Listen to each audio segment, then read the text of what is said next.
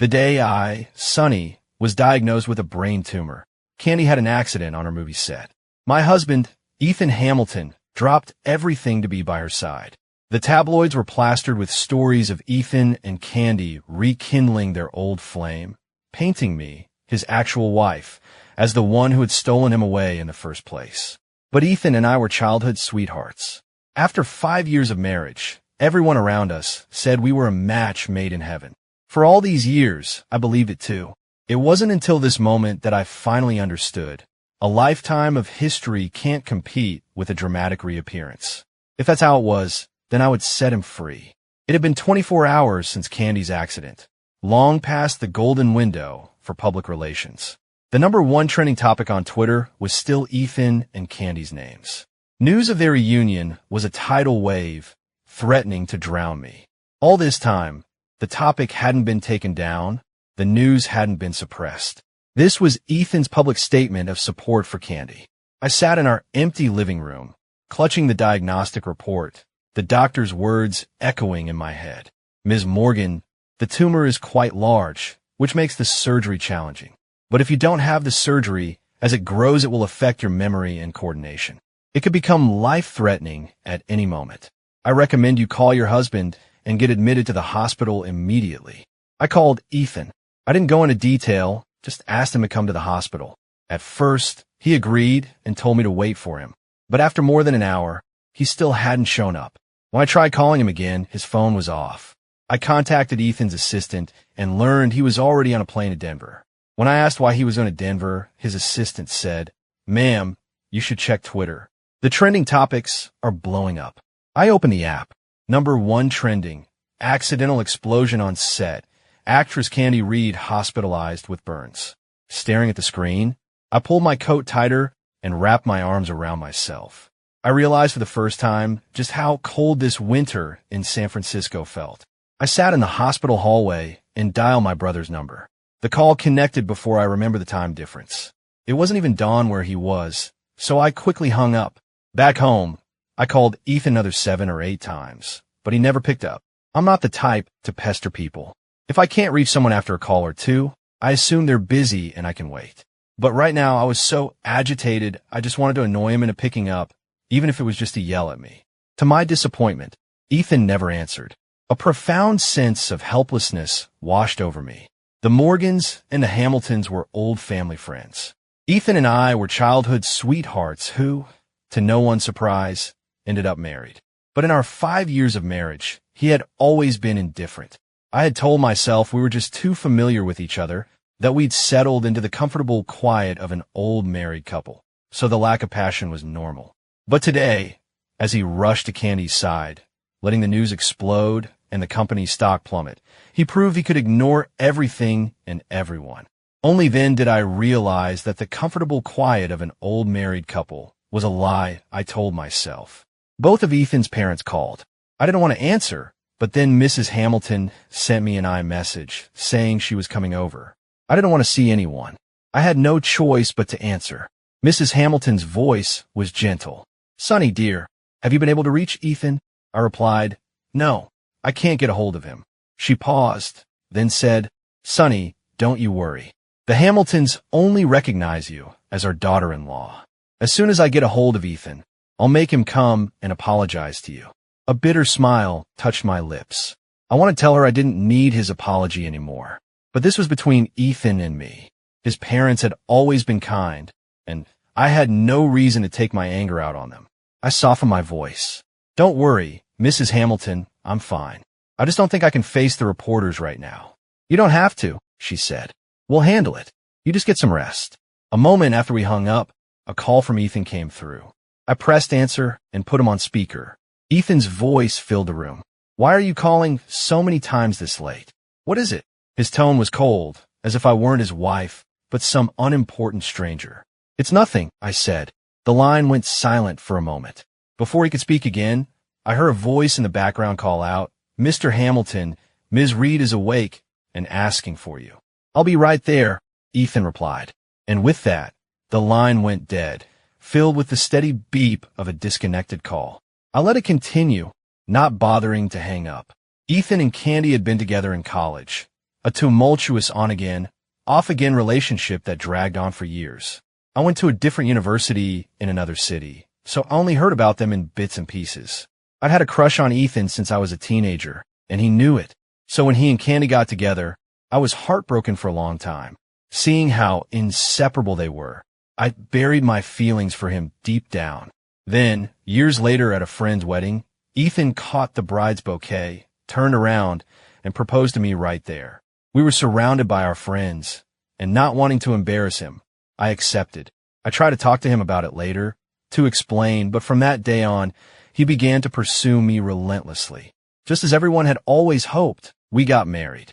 I walked into that marriage full of joy, only to be met with his chilling indifference.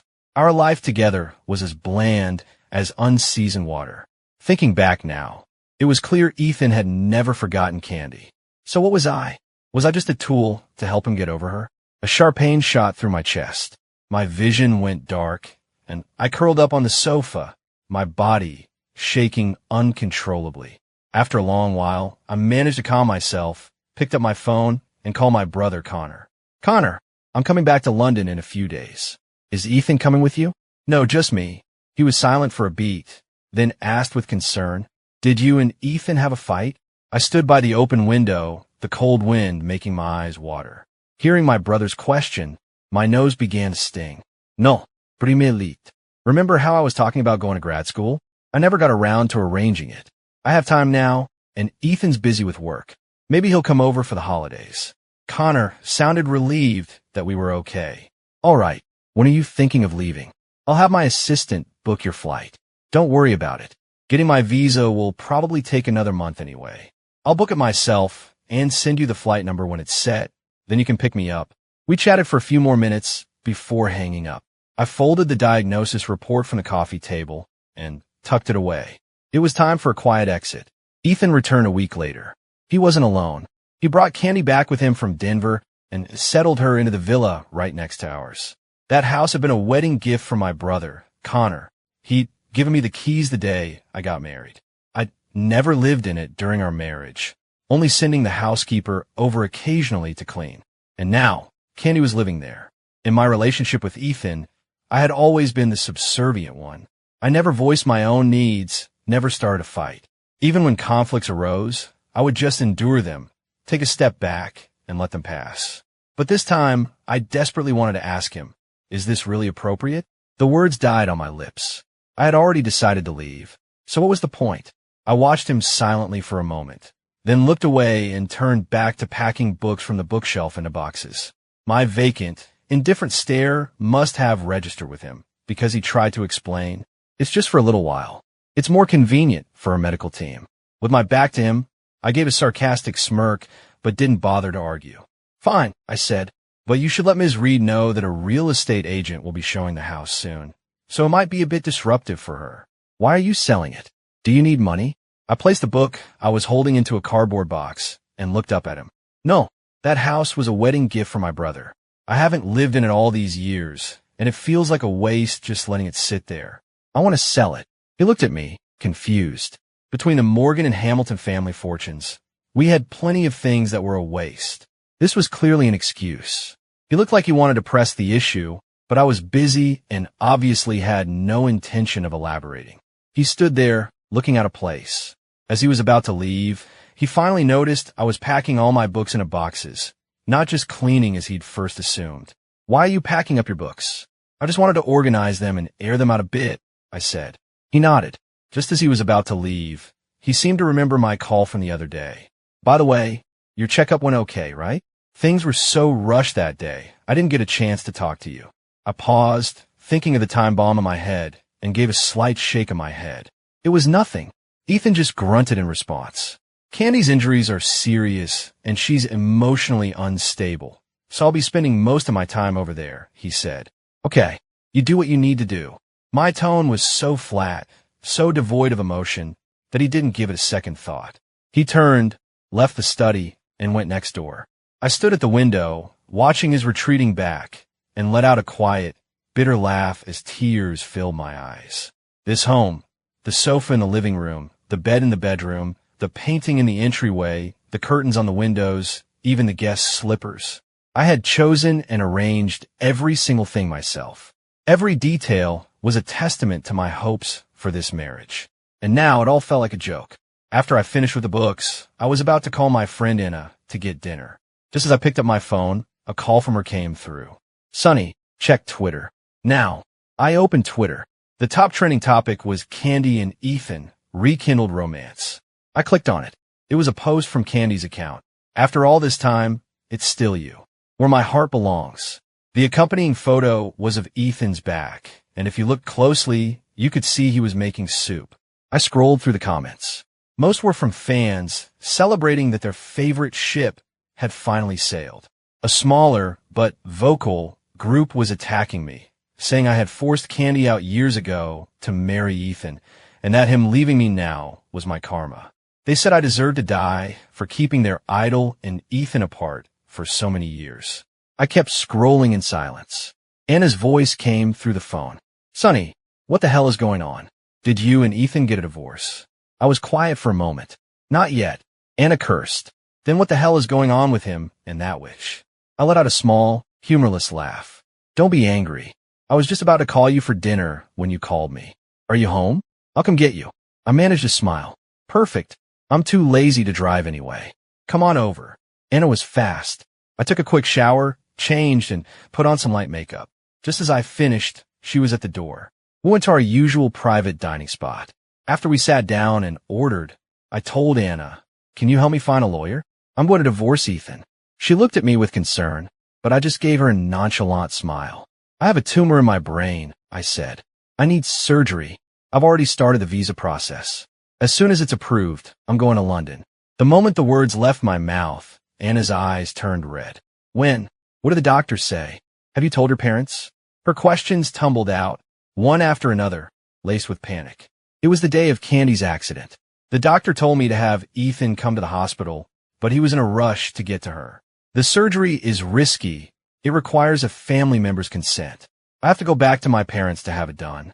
Anna's tears started to fall. Don't be sad. He's not worth it. I'll go with you. I smiled and gently wiped her tears away. I'm not sad. And don't worry, I'm fine right now. When I got home after dinner, Ethan was sitting in the living room. Where were you? I had dinner with Anna. I took off my coat, set down my purse, changed my shoes, and sat down across from him. We've talked for years about that trip to Sedona to make a wish, but we've never gone. Do you think we could go this year? He knew I was talking about Sedona. I don't remember where I first heard it, but I'd gotten it into my head that our relationship had a hurdle we needed to overcome, that we needed to go there and make a sincere wish as a couple for things to be whole. Ethan always found the idea a bit ridiculous and never took it seriously. Now that I brought it up again, he said, that's just superstition. I can't believe you're still thinking about it. With Candy's situation, we obviously can't go now. Maybe after the holidays. I had expected his refusal. The suggestion of after the holidays, however, was new. In the past, that would have sent me into a happy frenzy of booking flights and planning our itinerary. But now I was perfectly calm. I just gave a quiet, okay, and said nothing more. Ethan seemed to sense that my recent silence felt unfamiliar, unsettling. He scanned the room, as if noticing something was missing. Did you take down our wedding portrait? I took it down to clean the frame. He went back to scrolling on his phone, and we sat in silence. I got up to get ready for bed. After I showered and dried my hair, I came out of the bathroom to find him sitting on the edge of the bed, holding my phone. Anna just called, he said. She said she's already found that lawyer for you. She's sending you the contact info. My expression faltered for a second. I had no idea what else Anna might have said. I just mumbled an okay, but he was staring at me, his gaze so intense it felt like he was trying to see right through me. What do you need a lawyer for? I breathed a silent sigh of relief and looked down, slowly working some oil through my hair. I'm helping a friend find one. You could have just asked our company's lawyer. Why bother Anna? His tone was chilly. She's not a close friend, I said. I didn't want to involve anyone from the firm. The excuse came out so smoothly, so perfectly, that even I was a little surprised. Ethan had already showered before I got home, so he lay down in bed right after me. But once I was in bed, I didn't even look at my phone. I just turned on my side, my back to him, and said nothing. Our nights had always been this quiet, but maybe it was his guilty conscience because Ethan felt like I had changed since he got back from Denver. There was a strange, new awkwardness between us. He rolled over, moving closer and wrapping an arm around my waist. What's wrong? My body went rigid at his touch. He felt it, and it seemed to dawn on him then that it had been a very long time since we had been intimate. He leaned in closer, but I turned to face him and gently pushed him away. I'm tired. Let's just sleep. He lay back down. Are you angry about Candy? He asked. I twisted my lips into a sneer. Well, why did I have to be angry? Does a tool get to have feelings? No. After a beat, I added, why would I be angry? His chest tightened at my words. Why would I be angry? My husband was spending all his time with his ex-girlfriend, whom he had just moved in next door. Shouldn't I be angry? I absolutely should be. But I was completely unmoved. His mind was a mess. I was becoming a stranger to him. She's an actress, he said, as if that explained everything. An accident like this could end her career. He added, there's nothing going on between us. Don't listen to the nonsense online. I thought about Candy's Twitter post. If he was telling me not to listen to online nonsense, he must have seen it. But he hadn't done anything to stop it, which was the same as giving his approval. When the tabloids accused me of stealing him away, he said nothing. What was one more tweet? Did something happen online? I've been so busy I haven't checked Twitter in days, I lied. Ethan seemed to relax. It's nothing. Let's get some sleep.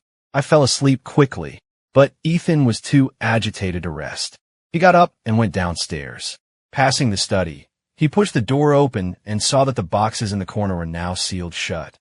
But I had told him I was just cleaning, just airing out the books. He turned and saw the frame for our wedding portrait propped up in the corner, but the photo itself was gone. He stood there in the study, carefully replaying the events of the last few days in his mind. Finally, ignoring the late hour, he called his assistant. Do you have my wife's medical report? His assistant's groggy voice answered, Yes, Mr. Hamilton. Do you need me to send it to you? Send me a copy. After he hung up, an iMessage with the file came through. He read the report carefully. Everything was normal, just slightly anemic and a little low on vitamin D3, which made sense since I never liked being in the sun. Seeing that there were no major issues, Ethan finally relaxed. The next morning, I was surprised to find Ethan still at home. Even before Candy's return, he was a workaholic.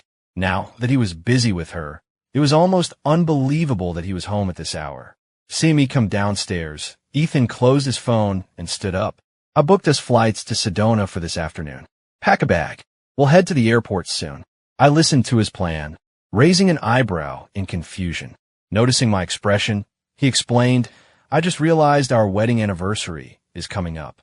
We can go for a couple of days, celebrate it there, and then come back. I didn't spoil the moment by asking what would happen to Candy if he left. For years, I had been the one to plan everything. Birthdays, anniversaries, dates. If Ethan was free, he'd show up. If he wasn't, I'd celebrate alone. So to hear him make plans today was like a clap of thunder in the dead of winter. It was completely baffling. Was it because of what happened last night? A sudden pang of guilt? Was this his way of making it up to me? I took a deep breath. I would treat it as a farewell trip. After a quick breakfast, I went to my room to pack. The weather would be cold, so I needed warm clothes, and I'd have to pack some things for the altitude. I finished packing quickly, and our driver took us to the airport. I got our boarding passes and checked our bags. We made our way smoothly to the departure lounge. With some time to kill before boarding, I went to grab a coffee. When I returned, Ethan was gone. At first, I thought he'd just gone to the restroom, but after waiting for a while with no sign of him, I called his phone. I could hear him panting on the other end of the line. Sonny, I can't make it. You go on ahead. I'll come get you in a couple of days. My face went white. I stood frozen, the hand holding my coffee trembling. Why? Candy tried to kill herself. I opened my mouth, but no words came out. I hung up the phone and went to Sedona alone. I walked the meditative labyrinth and made a wish. But my wish was no longer to grow old with Ethan. It was for Sonny Morgan to be safe and healthy. I didn't contact Ethan, and he didn't contact me. His promise to come get me vanished without a trace. Christmas Eve came and went. Our 5th wedding anniversary passed. I never received a single call or text from him. There was no final trip. No final anniversary. I wasn't surprised. I hadn't held much hope to begin with. But after all those years, my heart still ached with the sting of 1,000 tiny needles. After returning from Sedona, the first thing I did was meet with a lawyer. Since my priority was to get the divorce finalized as quickly as possible, my lawyer, Susan, suggested we negotiate directly with Ethan. We could sign the divorce papers, file them at the courthouse, and sort out the division of assets later. I hesitated. I wasn't sure if I was ready to face the entire Hamilton family. I especially dreaded facing Mr. and Mrs. Hamilton. If they tried to talk me out of it, I would be in a difficult position. I was just so tired. I didn't have the energy for a fight. I asked Susan, what if I give you power of attorney before I leave? Could you sign the divorce agreement on my behalf? And I could come back later to finalize things with him at the courthouse? Is that possible? Susan looked at me for a moment, then nodded. Yes, that's possible. In that case, Ms. Morgan, I'll just need you to sign a retainer agreement and a power of attorney form. After signing the documents, I walked downstairs with my lawyer. We hadn't gotten far from the building when a group of people rushed toward me. I was hit with a splash of iced coffee and milk tea, followed by a rain of empty bottles and cans of G against my head. The assault left me completely stunned. You bitch. You shameless homewrecker. Go to hell. Candy was too kind to you, letting you bully her for all these years. You piece of trash. The curses came from all directions. Someone shoved me, and I fell to the ground. Susan, who had started back towards the building, turned and saw me being mobbed. She yelled for security and rushed back. Stop it. What are you doing? Susan yelled, rushing to help me up. She turned to the guards behind her. Call the police. One of the guards, though still a bit dazed, pulled out his phone to make the call, while the other helped Susan pull me away from the crowd. I was covered in filth, my hair a mess, an absolute wreck. Susan faced a group of young women, her voice sharp. Who sent you here? Do you have any idea that what you just did is a crime? The girl who seemed to be the leader sneered at Susan's words. A crime? We're serving justice. This vicious bitch has been bullying our Candy for years. Susan, well aware of the recent news, asked in a low, serious voice, Your Candy? You mean Candy Reed? You know who we mean, the girl shot back. So, Candy sent you here? The leader looked at Susan with arrogant defiance. Our Candy is too soft-hearted to stand up to this bitch, so we had to do it for her. We can't stand to see her get bullied. Susan snorted. Well then, let's just wait until we get to the station and see if your precious Candy comes to bail you out. The police arrived quickly. Susan took me back to her office so I could shower and change before we went to the station to give a statement. On the way there, she opened Twitter and saw that a video of the assault had already gone viral. The comments were filled with people attacking me. I saw it too. My expression turned to ice. Susan, I said, in addition to the divorce, I want to retain you for this as well. I wanted to sue everyone who slandered me in those comments, anyone with over 500 likes or retweets. And as for the ones who attacked me today, I will not be settling with any of them. Susan nodded. Don't worry, Ms. Morgan. Leave it all to me. After giving my statement, I left the police station feeling utterly exhausted. Let me drive you home, Ms. Morgan, Susan offered. I shook my head. No, it's okay. You have work to do, Susan. I think I'd just like to walk for a bit. Susan had a lot on her plate, so she didn't insist. As soon as she got in her car, she sent an iMessage to Anna. Anna, Ms. Morgan isn't doing so well. Anna was in a meeting, but she saw Susan's message and replied immediately. Okay, I'll call her. She stepped out of the conference room and dialed my number. I managed a small laugh when I answered. I'm fine, really. You're busy. Don't worry about me. We can get dinner after you're done. Sonny, she said, let's spend New Year's Eve together this year. I agreed immediately. Okay, but you have to promise you won't be stuck working late. Anna laughed on the other end of the line. I promise. Worst case, I'll just bring my work home. I let out a small laugh. Okay, now go back to your meeting. I'm Euphina. Since the incident involved Candy, her fans also got her trending on Twitter. Her agent, Joanna, went to discuss the situation with her. Ethan was there, so Joanna started by apologizing on behalf of the fans. Ethan pulled out his phone and saw the video of me, disheveled and humiliated. His face turned to stone. When did this happen? He demanded. Seeing his expression, Joanna felt a knot of dread and guilt in her stomach. About an hour ago. The fans are still at the police station. Ethan tried calling my number, but I didn't answer. He stood up, grabbed his coat, and left without a word, speeding off in his car. Candy heard the car peel away outside. She looked at her agent. Joanna, this was too risky. Joanna sighed heavily. It was the fastest way to force Mr. Hamilton to make a choice. He may be here with you, but don't forget, he's still married to Sonny. If that fact ever comes out, how will you ever clear your name? As Ethan drove to find me, the image of my humiliated state in that video was all he could see. I had come back from Sedona without telling him, without asking him to pick me up. Now, this had happened, and I still hadn't called him. There had been complete silence. He suddenly realized that I hadn't contacted him once since we parted ways at the airport. I had never gone this long without contacting him before. It felt as if something was slowly, irrevocably slipping away. Before he even reached the police station, he spotted me on the opposite sidewalk, pulling a suitcase along the curb. He quickly made a U-turn and pulled up beside me. Sonny, I heard the familiar voice and turned to see Ethan in the driver's seat. My mind went blank for a second. It had only been about a week, but he seemed different, almost unrecognizable. A stranger. Seeing the blank, detached look in my eyes, Ethan's heart dropped. He quickly got out of the car, walked over, took my suitcase, and put it in the trunk. Why didn't you call me when you got back? I would have picked you up. I didn't say a word. I just opened the back door and got in, as if I hadn't heard him.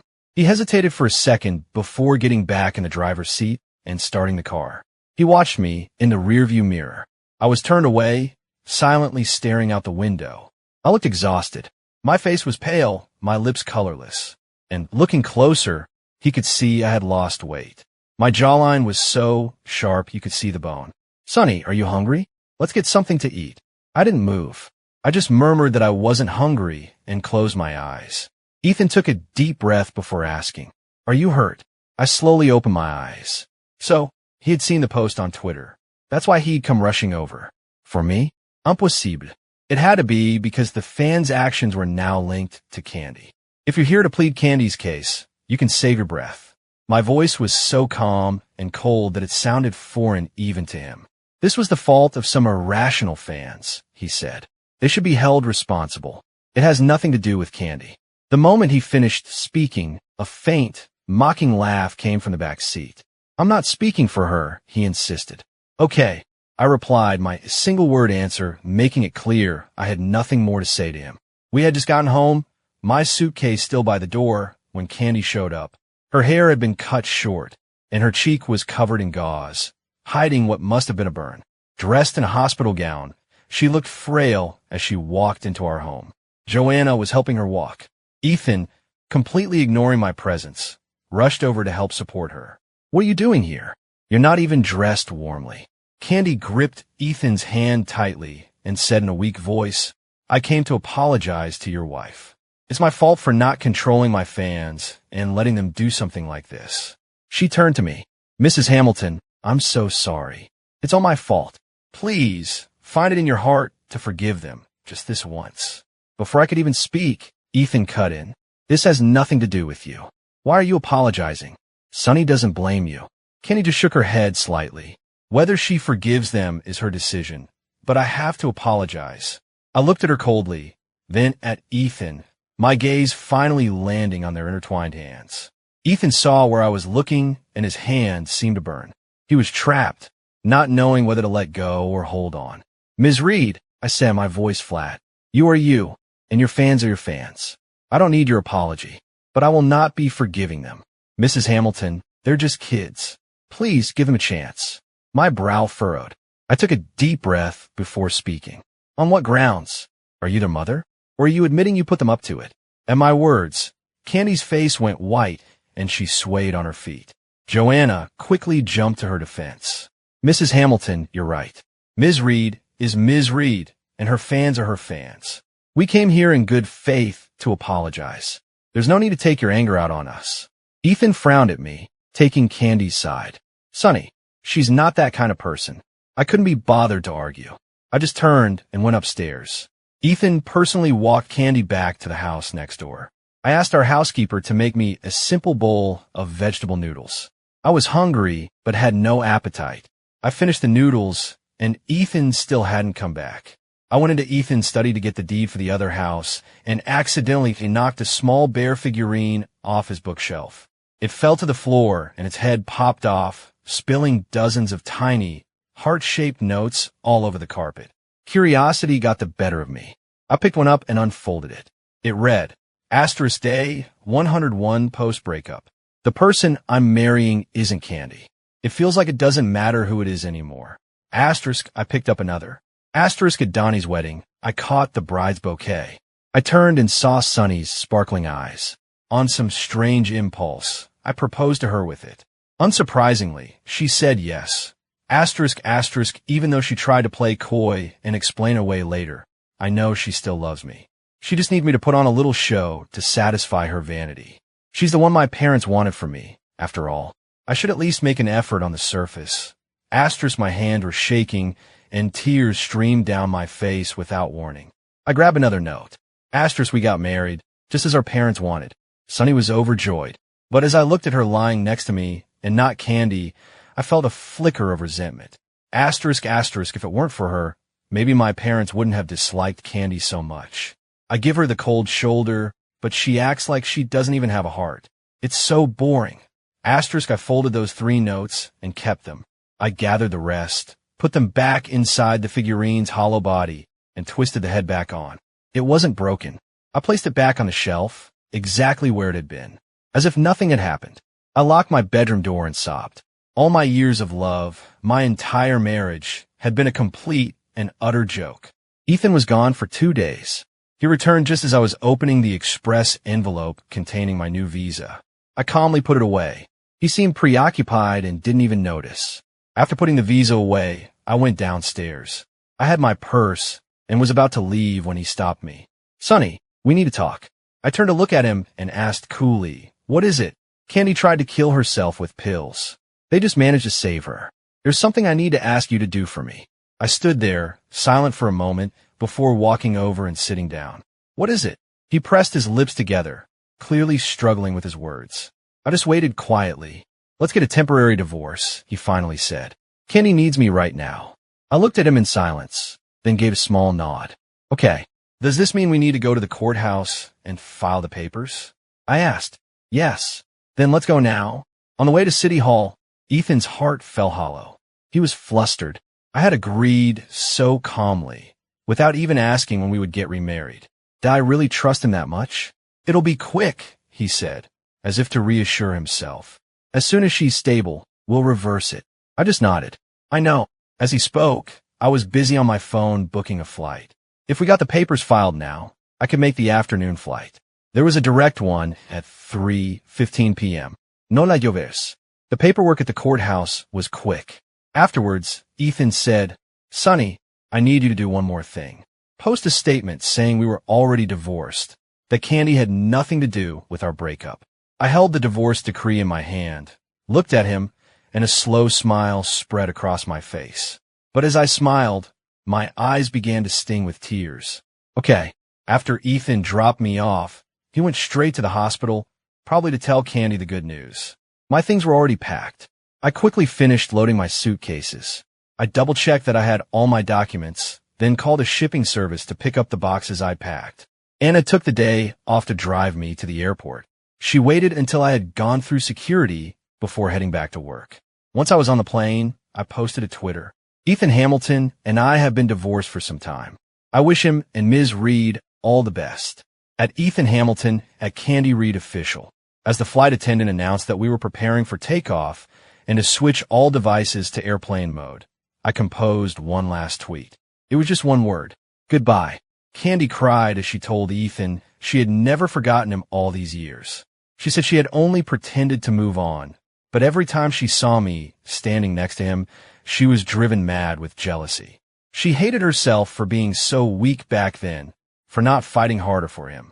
She said that without him, she would die. She told him that after they broke up, she fell into a deep depression, suffering from insomnia that plagued her to this day. She begged him to take pity on her. Even divorced, Sunny was still the heiress to the Morgan fortune. But her? She had nothing. In the whole world, she only had him. If he abandoned her too, she wouldn't have the strength to go on living. Ethan still had a place for Candy in his heart. He had never truly let her go. Whether it was love or not, he couldn't let her die. She had to live. As soon as he had the divorce decree, he rushed to the hospital. Candy threw her arms around him, sobbing uncontrollably. But all he could see in his mind was the image of me, smiling as my eyes filled with tears. He wondered what I was doing right now. Was I crying? Candy was put on in 4 drip. After she fell asleep, he sent me an iMessage. "Sonny, what are you doing?" The message went unanswered, like a stone dropped into the ocean. He sent another. "Want to get hot pot tonight? We haven't had it in a while." Still no reply. He checked Twitter. It was quiet. I hadn't posted the statement yet. He decided to head home while Candy was sleeping. He was still in the elevator when he saw my tweet. "Ethan Hamilton and I have been divorced for some time. I wish him and Ms. Reed all the best. At Ethan Hamilton, at Candy Reed Official." I had disabled the replies. In that instant, his phone began to blow up with calls. Ethan answered a call from his mother and tried to explain that it was fake, that we weren't really divorced. She chewed him out, told him she couldn't get a hold of me, and demanded he come to the family estate for dinner that night. After agreeing, he tried calling me. My phone was off. He checked my Twitter feed again and saw the second post. Just one word: goodbye. A sudden, inexplicable panic seized him. He sped all the way home. The housekeeper was off for the day. The house was eerily silent. He called out my name, but only silence answered. He glanced at the entryway. The spot where I always left my purse was empty. He pulled open the shoe cabinet. All of my shoes were gone. Only his and a few pairs of guest slippers remained. Panic began to set in. He looked at the wall where our wedding portrait used to hang. It was still bare. He remembered what I'd said, that I was cleaning the frame. Had it really not been cleaned yet after all this time? He ran upstairs, calling my name. The bedroom was empty. He threw open the closet doors. All my clothes were gone. The vanity was bare, all my skincare products gone. He rushed into the walk-in closet. It was completely empty. Impossible. It had only been a few hours. How could she have cleared everything out so quickly? He remembered the sealed boxes in the study. He ran to the room. The boxes were gone. The bookshelves and desk were completely bare. He stood in the empty study, his legs feeling weak. He tried my number again and again, but it went straight to voicemail every time. He paced frantically, walking into the master bathroom, only to find it, too, had been completely cleared out. I had taken everything. He sent me an iMessage. "Sonny, where did you go?" It was just a temporary divorce. It was fake. Ethan figured I must have moved into one of our other properties. He drove to every apartment and house we owned, but there was no sign of me anywhere. When he got back to our house, he saw a real estate agent showing the villa next door. He rushed over.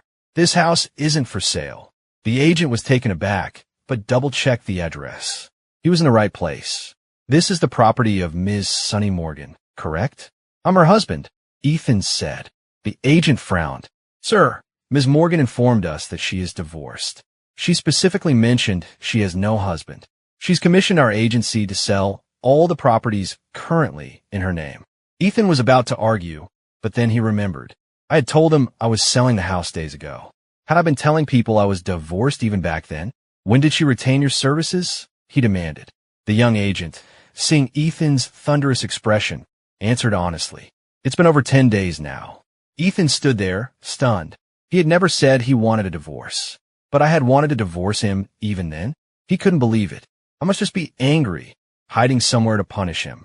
As Ethan turned to leave, the agent spoke up. "You're Mr. Hamilton, right?" Ethan stopped. "Did she leave a message for me?" "Ms. Morgan said she had lent the house to a friend of yours. She said if anyone came to view the property, we should contact you to arrange for your friend to be moved to a different location." Ethan's voice was low and tight. "I'm buying this house. You don't need to show it anymore. In fact, I'm buying all of her other properties as well. Bring me the contracts tomorrow." With that, he turned and strode away. He tried calling Anna, but she didn't pick up, so he drove to her office. Anna had just stepped out of a meeting. She looked at him, her expression icy. "Congratulations on your newfound single status, Mr. Hamilton."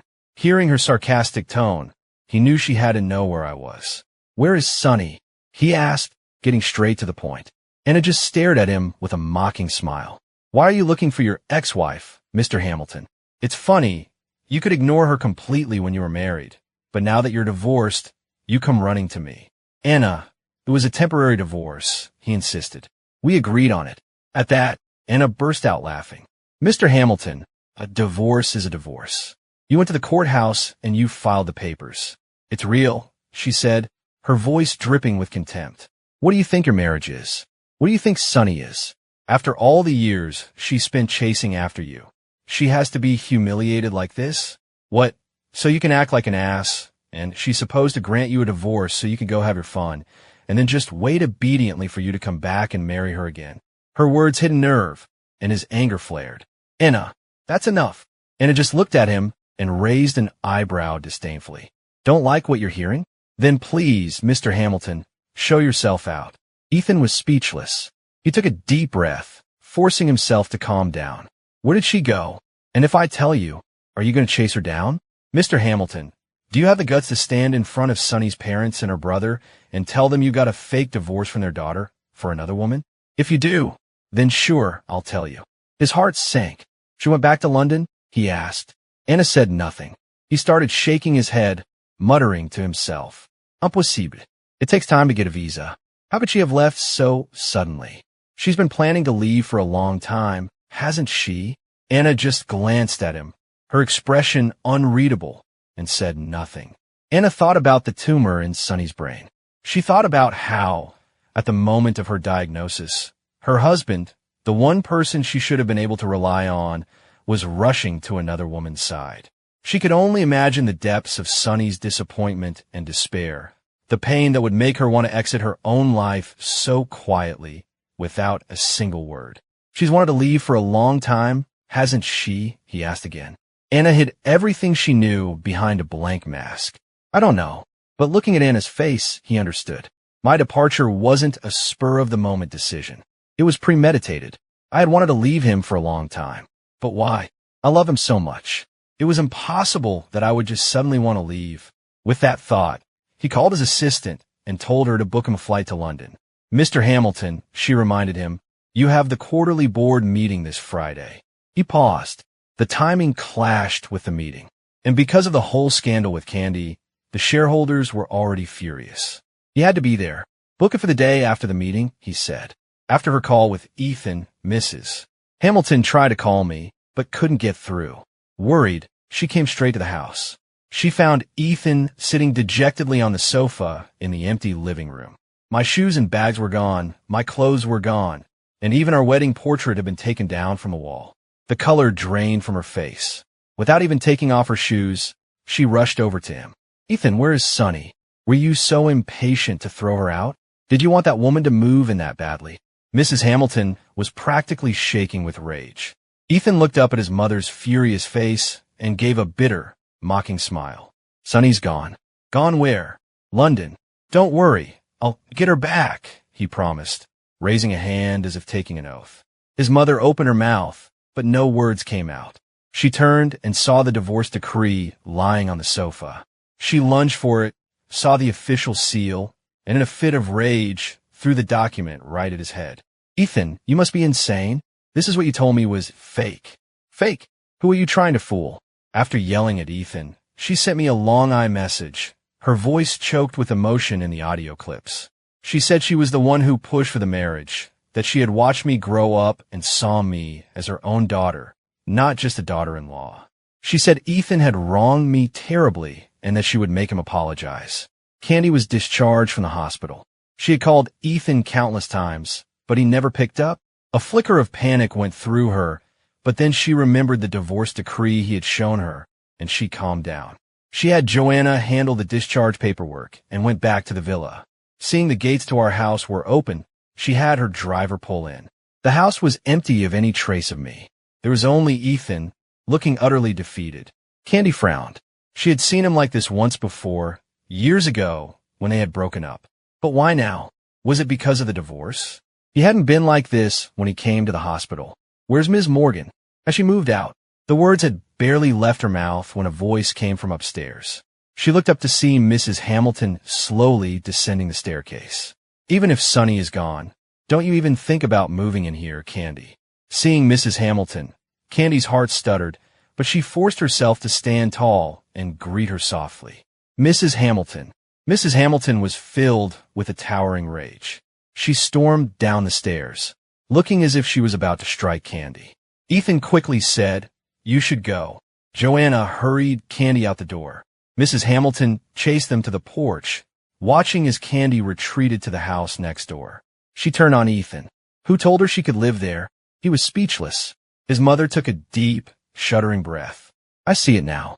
I know why you've been so cold to Sunny all these years. You were using Candy to get back at me, and you dragged Sunny into it. You used her to humiliate me, and you bullied her in the process. I will regret this for the rest of my life." Seeing his mother's eyes were red with fury, Ethan tried to explain. Sunny agreed to it. His mother let out a sharp, humorless laugh. "Oh, Sunny is a saint, isn't she? Agreeing to let her husband move his first love into the house she received as a wedding gift. You've been a wonderful husband, Ethan. You're getting exactly what you deserve," she said, her voice dripping with sarcasm. "You love Candy so much? Then go be with her. But let me remind you, $7 million bought out your great love story. If you two end up together, remember to pay me back." After more than 10 hours of travel, I finally landed at Heathrow. I hadn't even gotten my luggage when my brother, Connor, called. I thought it would just be him picking me up, but when I got to the arrivals gate, my brother, my sister-in-law, and both my parents were there waiting. I bit my lip, fighting back tears, and hurried over to them with my suitcase. "Mom, Dad, what are you all doing here?" My mother's face was full of concern. "Sonny, you've gotten so thin." My sister-in-law, Chloe, explained, "Your parents have missed you so much. The moment they heard you were coming, there was no way they could just sit at home and wait." I looked at Chloe, and she handed me a bouquet of flowers, her voice soft. "Welcome home, Sonny." I took the flowers and gave her a hug. "Thank you, Chloe." Connor looked at me, so haggard and thin, arriving in London all by myself. He reached out and gently stroked my hair. Though I hadn't said a word, it was obvious something had gone terribly wrong with Ethan. But since I wasn't talking, they didn't ask. Back in the home I had missed so much, surrounded by the people who loved me most, my spirits lifted instantly. My brother, in his typical fashion, had even planned a party to welcome me home, which made me not know whether to laugh or cry. "Connor, I'm not a teenager anymore. This is kind of embarrassing." He just smiled at me indulgently. "In my heart, Sonny, you'll always be my little girl." My parents chimed in from the side. "In our hearts, too." Chloe came out with a tray of coffee just then, smiling. "In my heart, too." My little niece, hearing the commotion, dropped her toys and came running out of her room, shouting as if her life depended on it. "Auntie, me too, me too." "In my heart, too." I rushed over and scooped her up in a big hug, ruffling her hair. After a small bite to eat, I went straight to bed. On top of the exhaustion, I had to conquer the jet lag. I woke up to bright sunlight streaming through the window. I reached for my phone and saw a flood of unread messages. Other than a quick text to Anna to let her know I'd arrived safely, I hadn't replied to anyone, including Mrs. Hamilton and Ethan. I opened my iMessage thread with Mrs. Hamilton. She had sent a stream of texts and voice notes, ending with another apology and a plea for me to let her know I was safe. I took a deep breath and started a video call with her. After all, even with the divorce, the long-standing friendship between the Hamiltons and the Morgans couldn't just be severed. We would still have to see each other. His parents had done nothing wrong, and I couldn't be rude. Mrs. Hamilton answered right away. I still called her by the familiar name I always had. My second sentence was, "I'm so sorry. I should have told you and Mr. Hamilton sooner. Ethan and I are divorced." She was silent for a moment. "No, dear, we're the ones who are sorry. Have you arrived in London safely?" I nodded. She said she was sorry on Ethan's behalf, but that I didn't have to forgive him. "You don't need to feel guilty, Mrs. Hamilton. Ethan and I just weren't meant to be. It's better that we ended things here. It's not too late for a fresh start." I could see how guilty she felt, so I kept it brief, saying I was about to get some breakfast before ending the call. Then I opened Ethan's messages. I saw the one that said, "It was fake." A bitter smile touched my lips. I didn't reply. We were divorced. There was no reason to be in contact anymore. I had just thrown back the covers to get out of bed when a call from Ethan came through. I declined it. He called again. I declined it again. He called a third time. Annoyed by the persistence, I finally just answered. "What is it?" Hearing my cold voice, his breath caught. I sounded like a stranger. Sonny, you made it to London? I frowned and repeated myself. If you have something to say, say it. He was taken aback. He paused for a moment before asking, Sonny, what is all this about? What is all this about? Why did you just leave without a word? I let out a soft, ironic laugh. In the past, I could be gone for days at a time, and he would never once ask where I was. And now he was demanding answers. Do I really need to report my whereabouts to my ex-husband? It was a temporary divorce, he said, his voice low and intense. We agreed. My eyes narrowed. I said, my voice light and breezy. Ethan, we went to the courthouse and filed the papers. That means we're divorced. Legally, we have no relationship whatsoever. Hearing my words, he crushed the wine glass he was holding. Red wine and blood mingled, staining the carpet.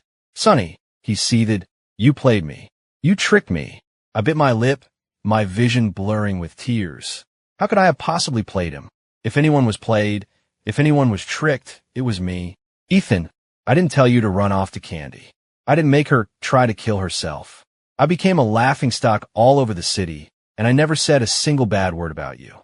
I didn't question you, I didn't fight with you, and I certainly didn't force you to get a divorce. You were the one who asked for it, and I agreed. How is that tricking you? My voice broke on the last words. Ethan felt a sharp pain in his chest. He had never heard me say so much at once. He had never heard me sound so wronged. But he heard it now. Candy and I are over. There's nothing between us. The person I love is you, Sonny. I love you. Hearing him say he loved me brought me no joy, only a profound sense of sorrow. In all our years of marriage, he had never once said he loved me with such conviction. So, he was capable of saying the words after all. But Ethan, I said, I don't love you anymore.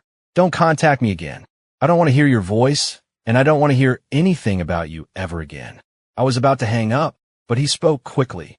Sonny, we need to talk about this face-to-face. I have a board meeting on Friday. I've booked a flight to London for Saturday. We need to have a proper talk. Blame me, resent me, whatever you want. It's all my fault. I let you misunderstand, and I'm sorry. Sonny, we're husband and wife. I replied calmly. We are not husband and wife anymore, Ethan. Don't make me hate you. Then I hung up. He immediately called back. I declined it and blocked his number. I had said everything that needed to be said. The party was that evening, held in our family's estate. I got up and said a few words, and everyone was drinking, dancing, and having a wonderful time. But before the party was over, I collapsed. I was rushed to the hospital. The tumor had ruptured. I was taken into emergency surgery, and my family waited outside the operating room for over 10 hours until it was finally over. My mother started to call Ethan, but Connor stopped her. Mom, don't. Sonny doesn't want to see him. My mother didn't have time to ask what had happened. All of her focus was on me. I made it. After a day in the ICU, I finally woke up. My condition, while serious, was stable. The Morgan family has its own dedicated medical team, so I was able to go home to recuperate. My mother stayed by my side, taking care of me. While unpacking my suitcase, she found the divorce decree, and then she found a diagnosis report dated weeks earlier. The sight of them both made her heart ache so much she could barely breathe. How could I have gone through something so huge without telling them? If I hadn't come to London when I did, what if the rupture had happened on the plane or on the way here? What would I have done? My mother took a photo of the date on the divorce decree, and she made some calls back to the States to find out exactly why we had divorced. When she learned it was all because of Candy, she was shaking with rage. I'll make her regret it, my mother vowed. Mom, Connor said, let's wait until Sonny is better. If Ethan hadn't been so reckless, that starlet would be a nobody to our family. At the end of the day, this is Ethan's fault. My mother was filled with regret. Sonny gave him her whole heart. I never should have approved of that marriage. Connor gently patted her arm, trying to comfort her. Saturday morning in San Francisco was foggy. Before Ethan even reached the airport, it started to snow. All flights were delayed. The forecast called for a major blizzard, grounding all air traffic for the next few days. Ethan canceled his flight and had his driver take him to Denver, hoping to fly out from there. But a major accident on the highway caused him to miss his flight. By then, the blizzard had reached Denver, and he was stranded. He tried calling me, but the call wouldn't go through. He tried again from a different number. It rang for a long time before someone finally answered. Sonny, there's a blizzard here. All the flights are grounded. I'm going to be a few days late. The line was silent. After a long pause with no response, Ethan frowned. Sonny, are you there? Dr. Julian Shaw listened to the voice on the phone, his eyes on my sleeping form in the bed. His gaze was sharp, as cold as ancient ice. After a long silence, he spoke, his voice low. Sonny's asleep. I'll let her know you called when she wakes up. May I ask who's calling? A man's voice. Not Connor. Not anyone from my family. Answering my phone.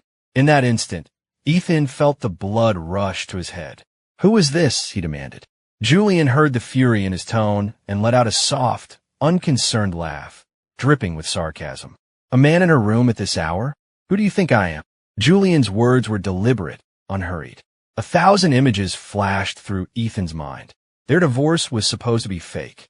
It had only been a few days, and there was already another man in my life. Who the hell are you? Stay away from Sonny.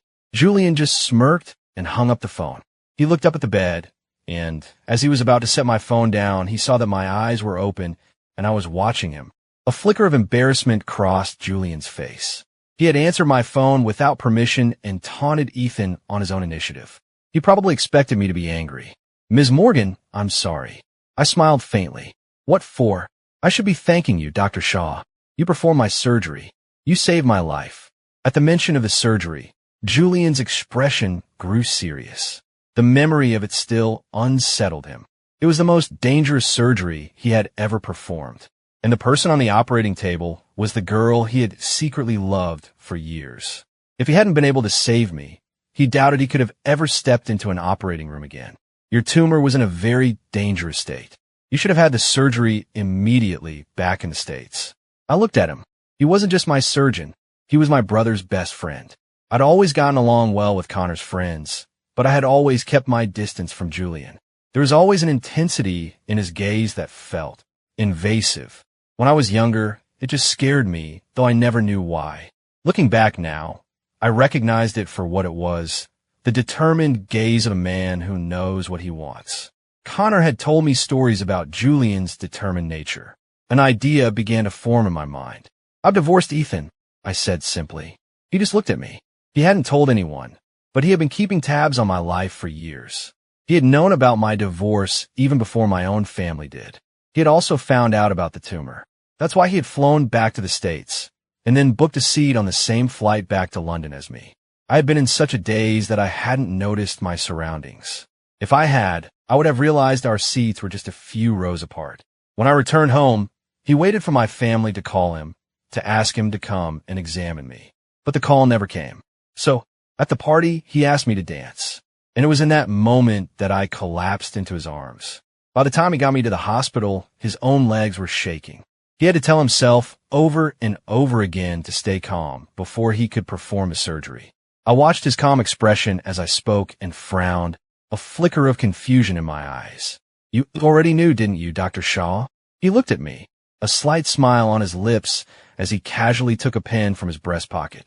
Your mother found the divorce decree in your suitcase. The whole family knows now. I was speechless. Oh, I see. Julian jotted down some notes on my chart. Hearing my quiet response, he glanced over at me.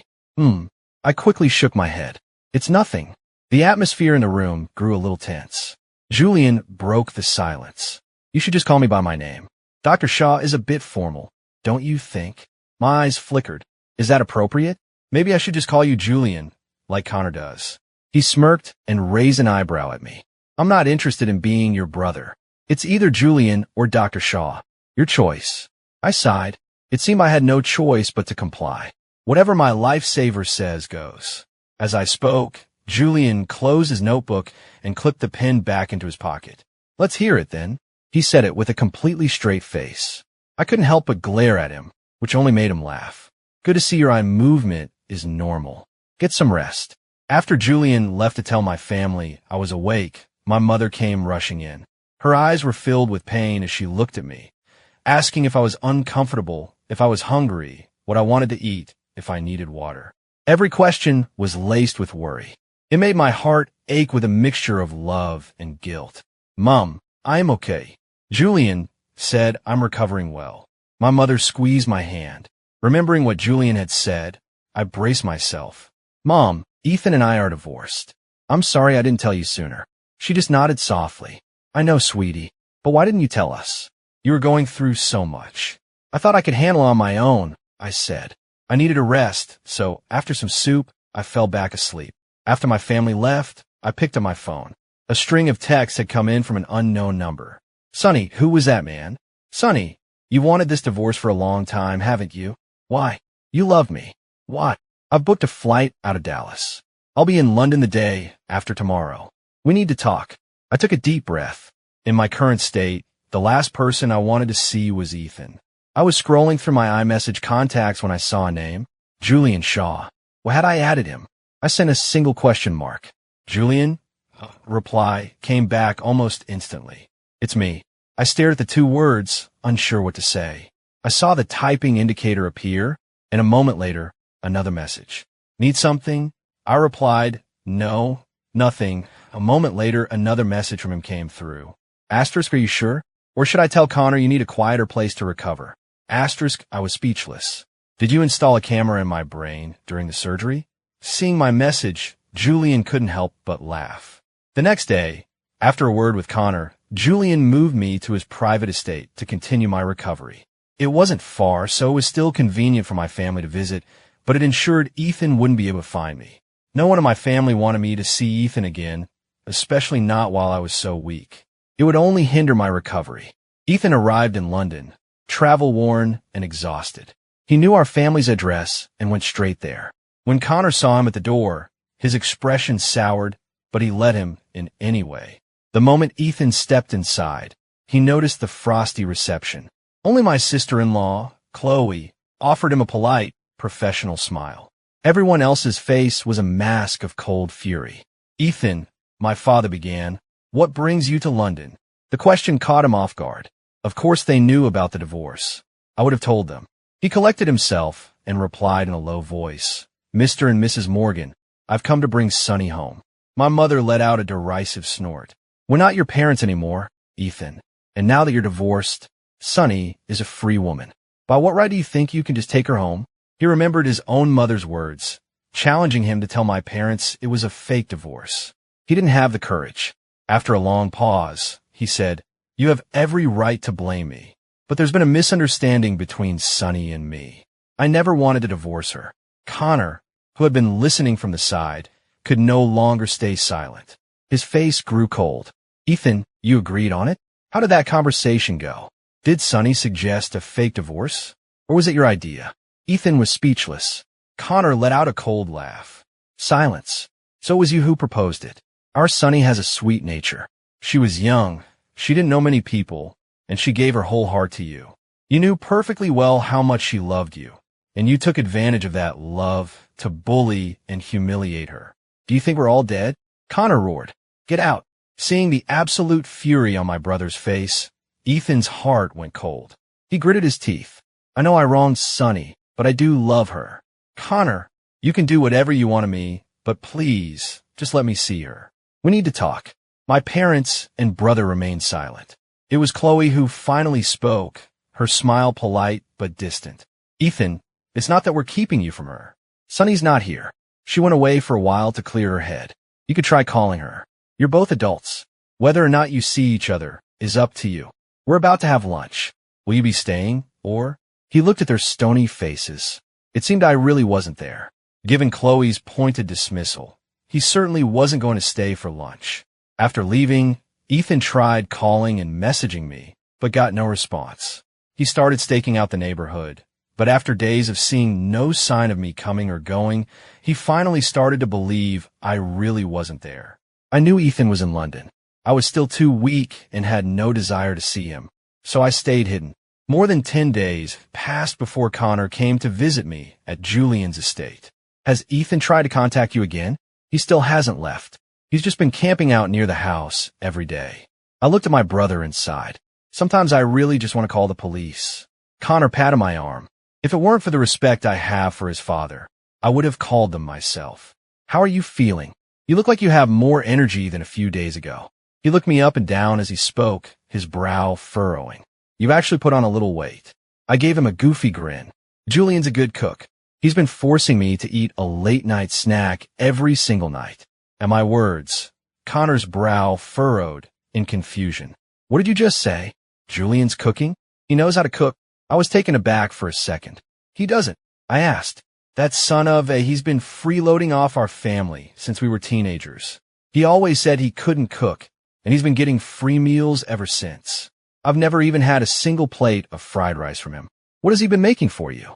I had no idea Julian was like that. Seeing my brother's mock furious jealousy, I decided it was best to keep my mouth shut. When I didn't answer, Connor looked around. Where is he? He demanded, getting up to find him. Julian was, in fact, in the kitchen downstairs. But since he usually spent his time on the upper floors, Connor had come straight to my room without even glancing toward the kitchen. Now, as he ran downstairs, he saw Julian, wearing his gold-rimmed glasses, sleeves rolled up, an apron tied around his waist, meticulously slicing a fish fillet and removing the bones. Connor got closer and saw that the slices were perfectly uniform, almost translucent. What are you making? Seafood congee, Julian answered calmly. Connor jokingly grabbed him by the collar. You can make seafood congee? You've been eating at my family's table for decades, and I've never gotten so much as a plate of fried rice out of you, you traitor. Julian pushed him off, a knowing look in his eyes. Useless people don't get to eat my cooking. Connor, my friend, if you had been just a little more useful over the years, you would have eaten long ago. Go home and reflect on why you've been missing out. Connor narrowed his eyes, studying him. You're not kidding, are you? Julian adjusted his glasses with the back of his hand and smiled. About this, I'm not kidding.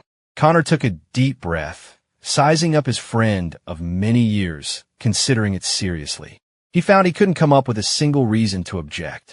She just got divorced, he said finally. Correct, Julian replied. She is divorced. Connor smirked. You sly dog. All these years and I never knew. Julian just ignored him and smiled. As Connor was driving away from the estate, he suddenly remembered he'd forgotten the whole reason for his visit. He was supposed to ask me if I would consider meeting with Ethan, just to get him to finally go home. Seeing him camped out every day was getting on everyone's nerves. So, he turned the car around and came back. I listened to my brother's suggestion and agreed. That afternoon, feeling relatively strong, I changed my clothes, put on a hat, and had Julian drive me to a nearby cafe. He dropped me off and said he'd wait nearby. I found a table, ordered a pastry, and then sent Ethan the address. It was a bit of drive for him, so it was over 20 minutes before he arrived. He spotted me in the corner and strode over. Sonny, I looked up at him, my expression perfectly calm, without a ripple of emotion. Sit down. What would you like to drink? He ordered a coffee.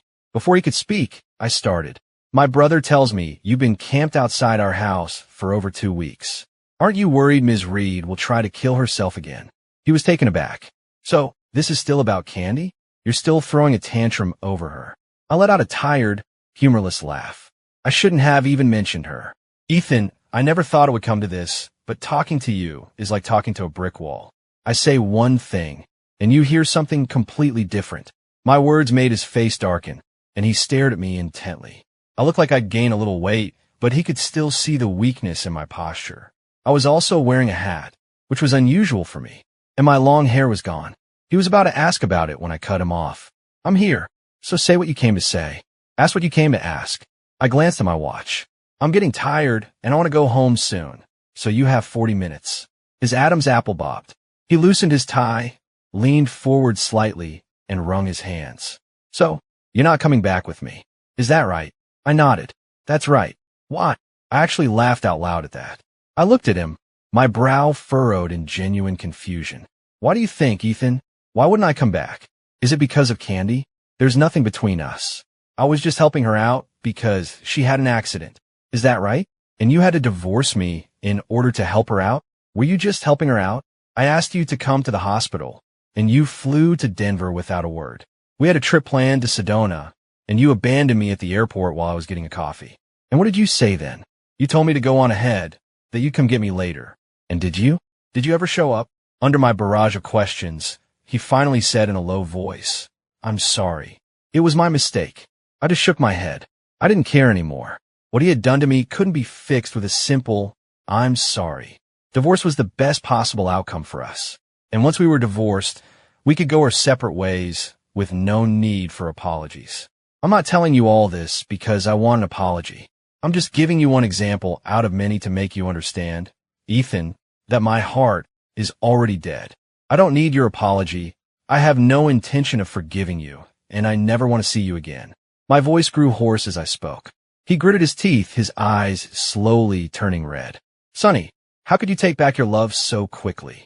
You caught me completely off guard. Ethan, you have some nerve. At least I can say I once loved you. Can you say the same? How can you treat someone so horribly and then have the audacity to show up in front of my family and pretend to be some great, tragic lover? Why do you have to say you love me? Her words left him stunned. So, in my heart, in my version of our marriage, had he really treated me that badly? He hadn't. He'd had no contact with Candy for years. There had been no other women. He had maintained the boundaries expected of a married man. Candy was a special circumstance. He wouldn't deny that she was special to him, but he had never let her usurp my place. He just wanted her to be okay. Sonny, there have been so many misunderstandings between us. I can apologize for what happened with Candy, but I really do love you. I wouldn't be here if I didn't. I cover my face with my hands, only lowering them after a long moment. I want to put Candy aside. I really do, but I can't. Let's talk about the years before her accident. How many trips did we take together? Did you ever, even once, plan an anniversary celebration? Did you ever plan a birthday party for me? The trip to Sedona we talked about, it's been years, Ethan, and we never went. Candy's accident just forced me to finally see clearly that what I had been holding on to was nothing but an empty dream. It wasn't worth it. His chest felt so tight he could barely breathe. Every one of my accusations was true. He had no defense. So, he said, the realization dawning, when I suggested a temporary divorce, you went to the courthouse intending for it to be real. That's right. I had already found a lawyer. I was preparing to talk to you about a divorce. But before I could work up the courage, you suggested it yourself. It was like fate, Ethan. We were always meant to get divorced. A wave of regret washed over him. If I had known that's how you felt, I never would have suggested it. And that, I said, breathing a sigh of genuine relief, is why I'm so glad we did. Ethan, let's just stop here. No one on earth would look at your actions and think you love me. So please stop saying it. It's starting to make me sick. Just go home. Maybe then, if we ever see each other again, we can at least be civil. As I finished, he started shaking his head frantically. Sonny, no, it's not like that. Everything before was my fault. Just give me one more chance. I'll change. I promise I'll change. He was rambling, desperate. A wave of pure disgust washed over me. I have to go. You should go home, too. I started to get up, but he grabbed my arm. I didn't have the strength to struggle, so I just let him hold me there, sitting silently in my chair. I slowly reached up and took off my hat. My head was shaved, revealing the long, raw scar from the craniotomy, like a grotesque centipede crawling across my scalp. The color drained from Ethan's face, his eyes wide with horror. What happened to you? He whispered. I gave a sad, empty smile. Ethan, the day I called you from the hospital? That was the day I was diagnosed with a brain tumor. The doctor said I needed surgery as soon as possible, and it required a family member's consent. I could have died on that operating table, but you were with Candy. He stumbled backward, shaking his head in disbelief. Why didn't you just tell me? And what would have happened if I had? Would you have said, Sonny, are you really so desperate you're faking an illness now? I was lucky. I came home when I did, that I was with my family when it happened. They saved my life. Ethan, I don't love you anymore. Stop harassing me. Looking into my icy eyes, he felt as if he had been plunged into a frozen hell. His mind reeled. Staring at the scar on my head, he knew, with absolute certainty, that he had lost me forever. I had faced death, and in doing so, I had completely and utterly given up on him. I had loved him so much, and now I had let him go.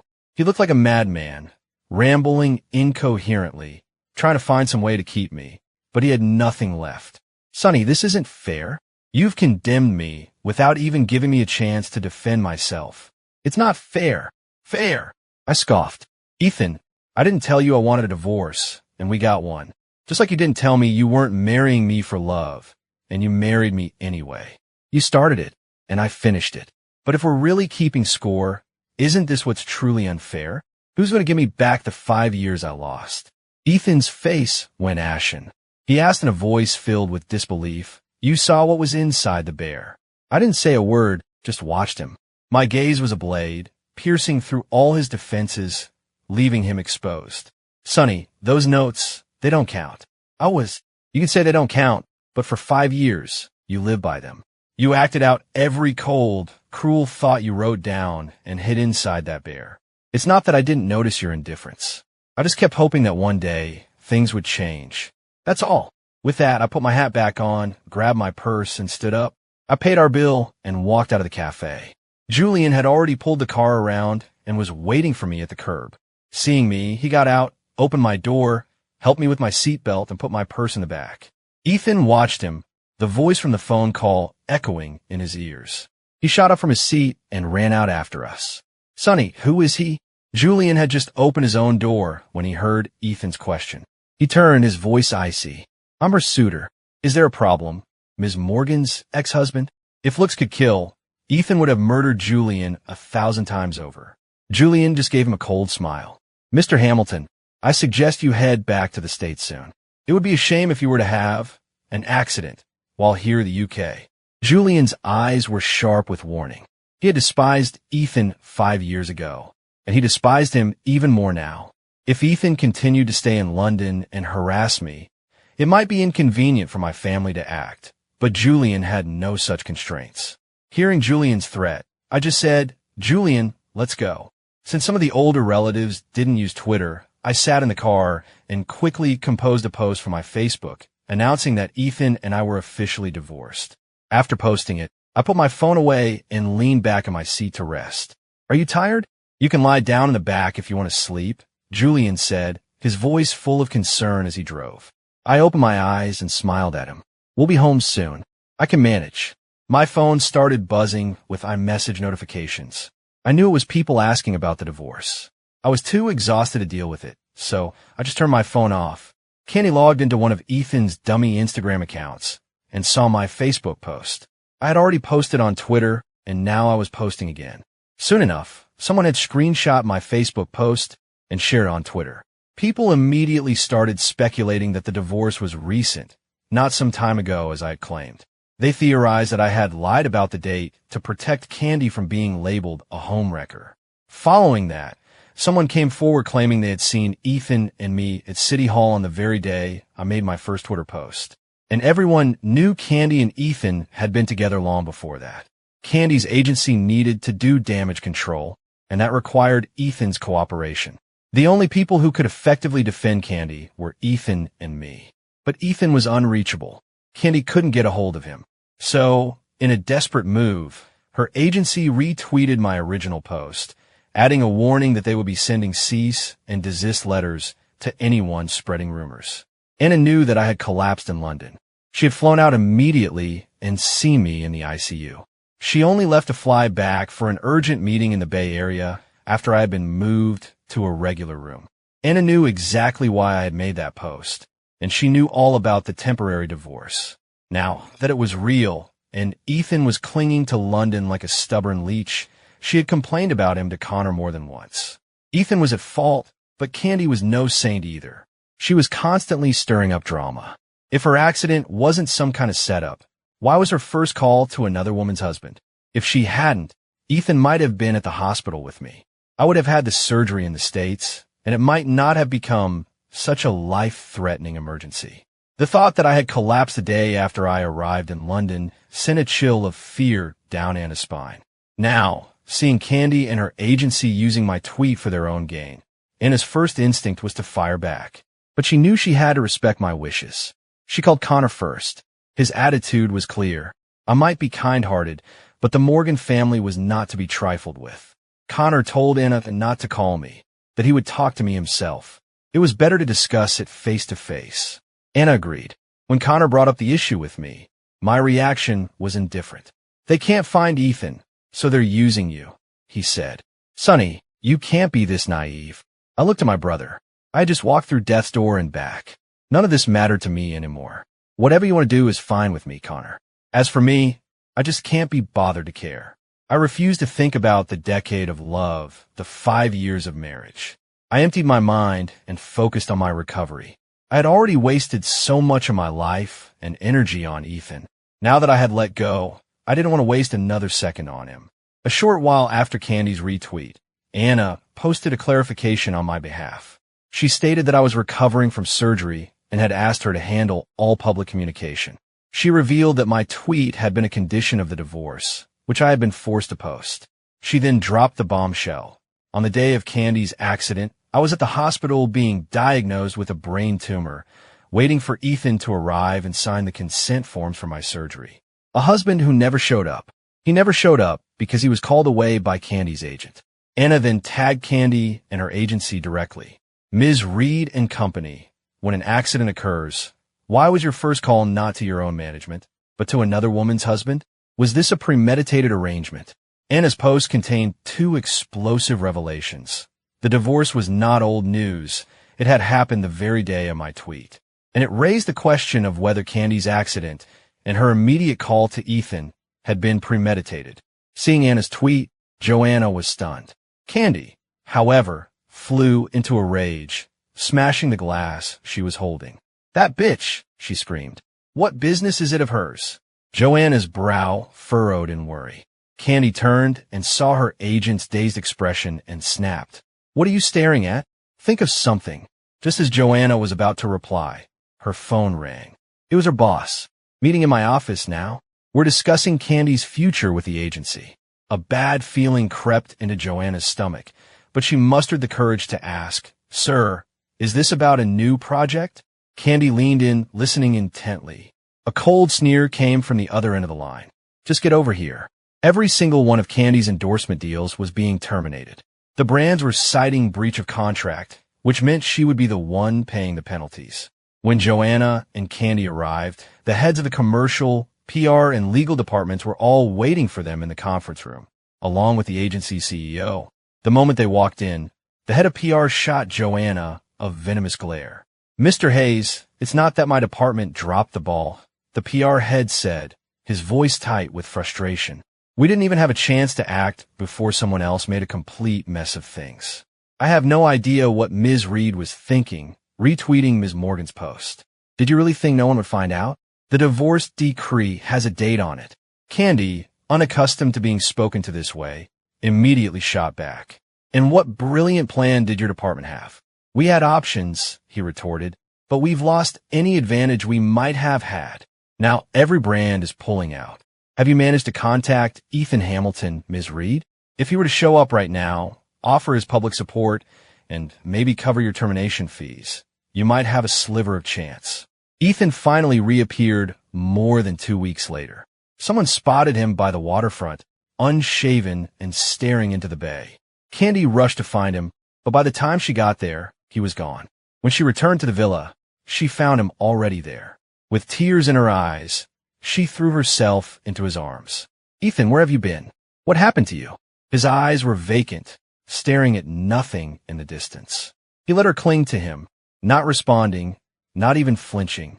"Just resting," he said. "I was so worried about you," she sobbed. His heart felt completely numb. All he could see was the scar on my head. If I hadn't been so lucky, if I hadn't gotten home when I did, he would have been responsible for my death. A sin he could never atone for. I had loved him so much. Surely, I must still love him. It was just Candy's presence that had made me lose faith in him. "Let's get married," he said, the words emerging from the void. His hollow voice echoed in the empty house. Candy froze, then burst into tears of joy, clinging to him tightly. "Yes," she whispered. "Let's get married." Candy finalized the termination of her agency contract, paying the hefty penalties herself. Mrs. Hamilton had always made her dislike for Ethan dating someone in the entertainment industry clear, so Candy planned to use the marriage as an opportunity to retire from acting.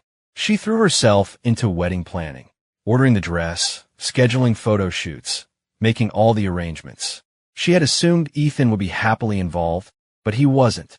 He started working late, often not coming home until after midnight, and when he did, he would fall into bed and sleep without a word. Every night, She would make him hangover soup and a late-night snack, but he rarely touched any of it. And even though they were engaged, they continued to live in their separate houses, sleeping in separate beds. They were supposed to be getting married, but Candy felt him slipping away, growing more distant with each passing day. The holidays were fast approaching. Candy bought gifts for his parents, assuming that since they were getting married, he would have to take her to the Hamilton estate eventually. But the days ticked by, and with New Year's Eve just around the corner, he still hadn't said a word about it. "Are you going to your parents for the holidays?" she finally asked. He gave a slight nod. She watched him, waiting, hoping he would invite her to come with him. But he said nothing more. He didn't even ask where she would be spending the holidays. Candy pressed her lips together, her silence stretching for a long moment. "Have you told your parents about the wedding?" she asked. He looked up at her, his eyes cold and empty, completely devoid of any anticipation for their marriage. "We're getting married. Why would I need to tell them?"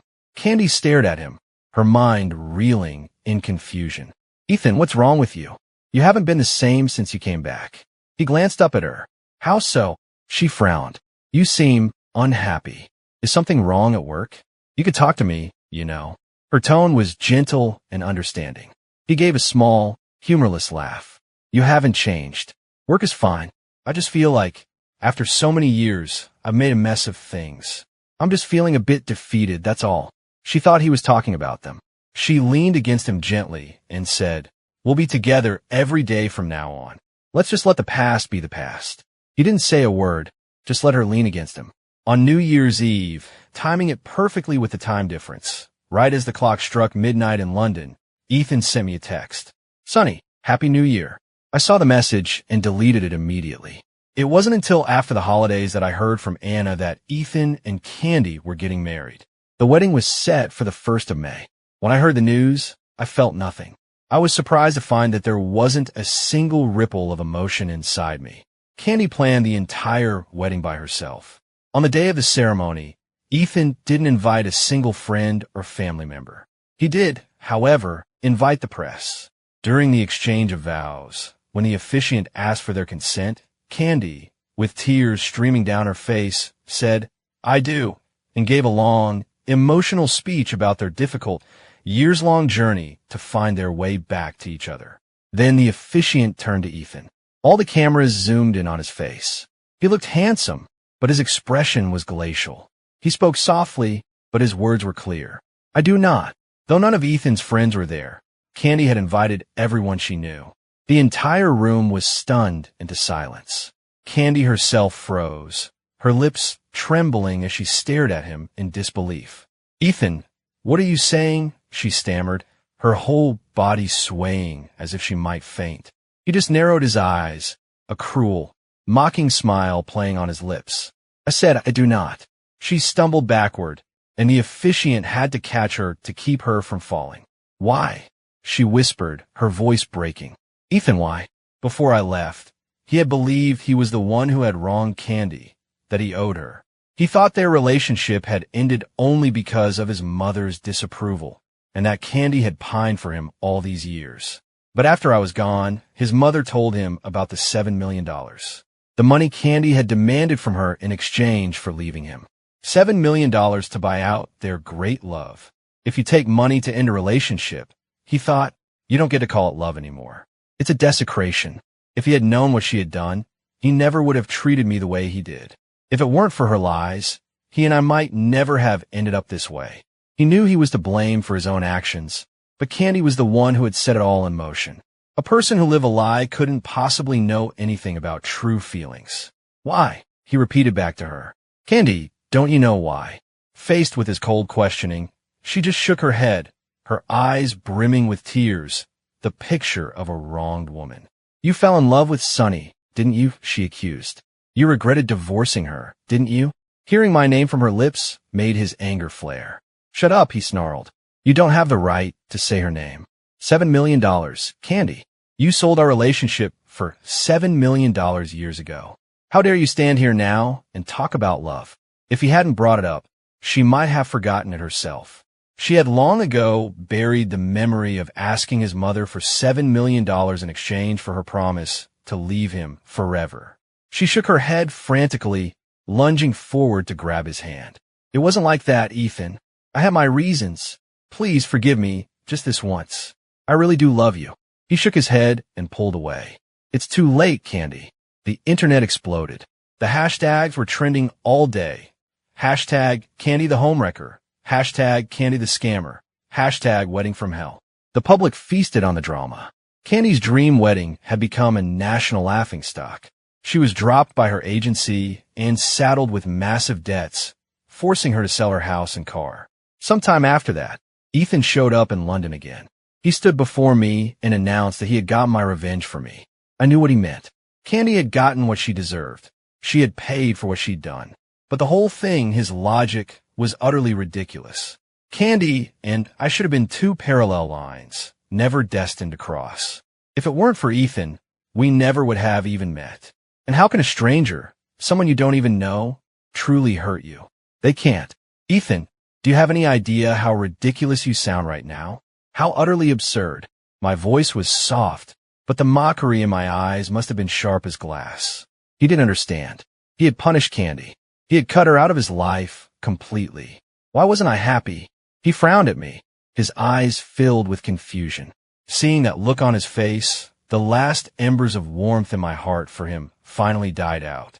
When someone keeps apologizing to you, whether you forgive them or not, you eventually start to think, well, at least they're sorry. Maybe it's time to let it go and move on.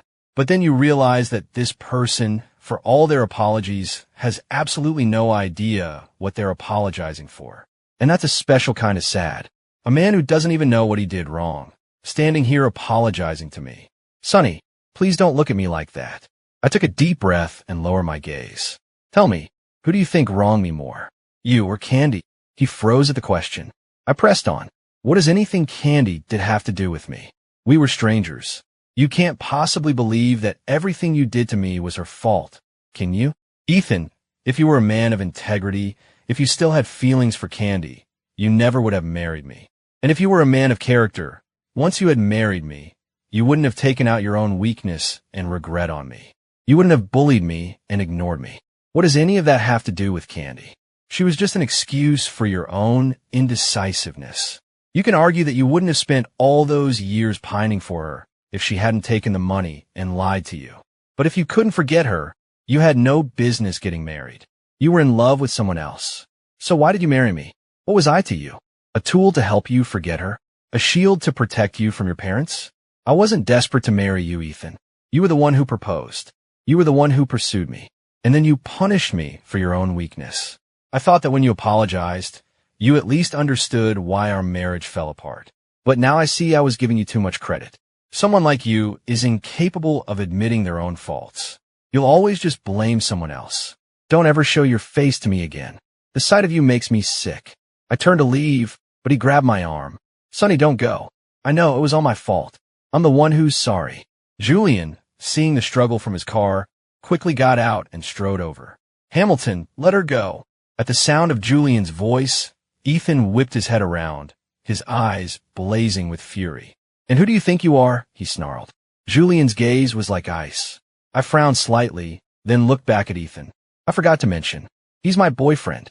Impossible. Ethan shook his head frantically. The last time he was here, he had seen Julian coming and going from our house, had even seen him drive me to our meeting. He'd had his suspicions then, but he had pushed them aside, convinced that after all the years I had loved him, it was impossible for my feelings to have changed. And yet, here was Julian still by my side. Ethan's denial hung in the air, but Julian and I remained perfectly calm. Julian naturally wrapped an arm around my waist. I smiled, stood on my toes, and pressed my lips to his. A slow smile spread across Julian's face, his eyes filled with affection. The gesture was so easy, so natural, as if they had done it 1,000 times before. A sharp, dense pain pierced Ethan's heart. Why? Sonny, after all our years together, this can't be. I frowned and gave a small, sharp laugh. Us. I don't think there is in U.S. I had a crush on you for a few years, and then you tricked me into marrying you.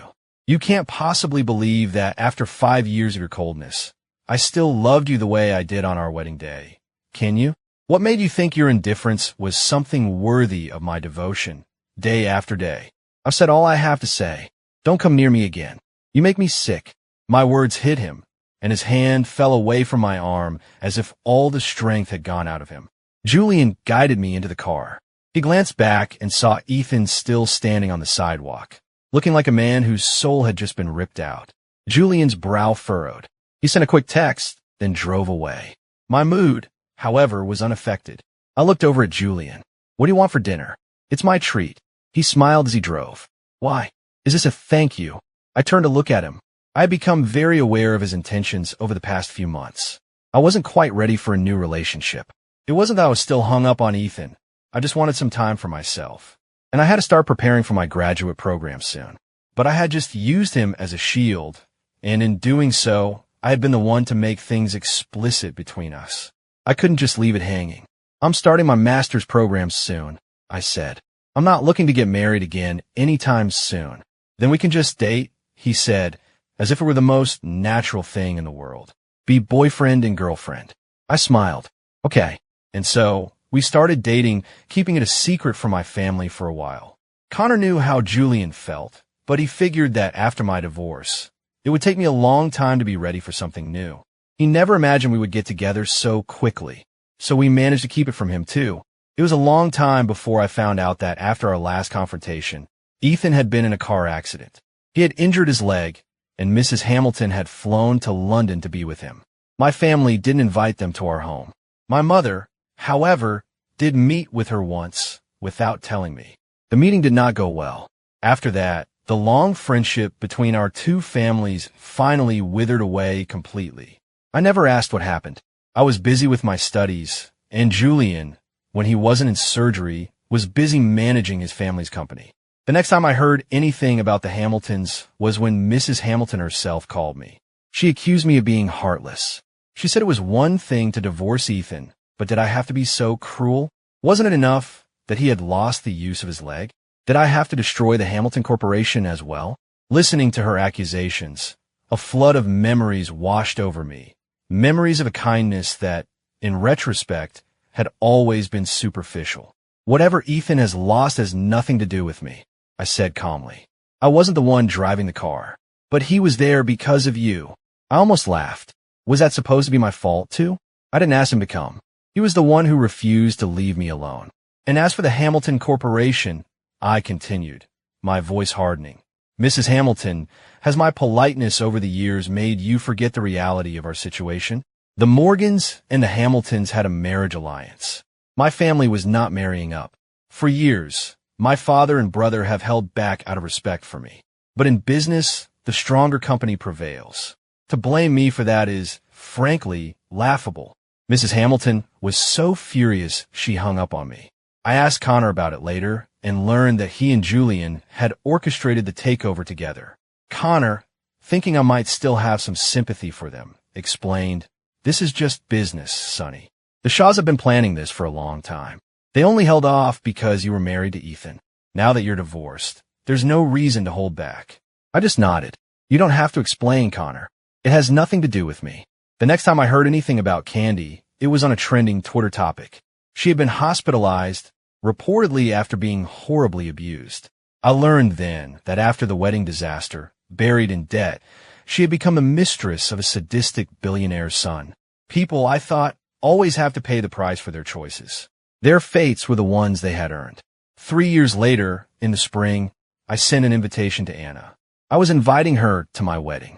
And when the day came, as the flowers bloomed in the warm spring air, I walked hand in hand with the man I loved into the bright, welcoming sunlight.